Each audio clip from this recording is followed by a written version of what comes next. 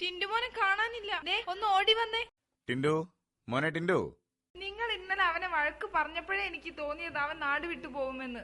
അങ്ങനെയാണെങ്കിൽ നീ പേടിക്കണ്ട. അവൻ ഏത് നാട്ടിലെത്തിയാലും 24 മണിക്കൂറിനുള്ളിൽ അവിടുത്തെ നാട്ടുകാർ അവനെ എങ്ങനെയെങ്കിലും ഇവിടെ എത്തിച്ചത്. നിങ്ങൾക്ക് എന്ത് പറഞ്ഞാലും ഒരു തമാശ. നമുക്ക് വേഗം പോലീസിനെ വിളിച്ചാലോ? അവൻ പുരപ്പുറത്തോ മച്ചിന്റെ മേലെയോ ഒളിച്ചിരിക്കായിരിക്കും. നമുക്ക് ഫയർഫോഴ്സിനെ വിളിക്കാം. ശരി സാർ. Okay okay sir.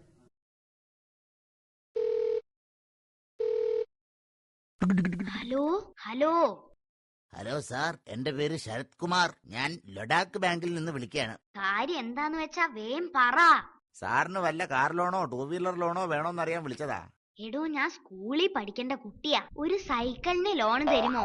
അയ്യോ, അതില്ല. മോൻ ഫോൺ അച്ഛന് കൊടുക്കോ? അച്ഛൻ തിരക്കില. എന്നാ ഫോണൊന്ന് അമ്മയ്ക്ക് കൊടുക്കോ മോനെ? അമ്മയും തിരക്കില. ഓഹോ, രണ്ടുപേരും തിരക്കിലാണോ? അവിടെ വേറെ മുതിർന്ന ആരും ഇല്ലേ? ഇവിടെ പിന്നുള്ളത് പോലീസാ. ആ, എന്നാ മോൻ പോലീസ് മാമന്റെ കയ്യിൽ ഫോൺ കൊടുക്കോ? പോലീസ് മാമനും തിരക്കില. ഷോ, പിന്നെ വേറെ ആരും ഇല്ലേ? പിന്നെ ഫയർഫോഴ്സുകാരാ ഉള്ളത്.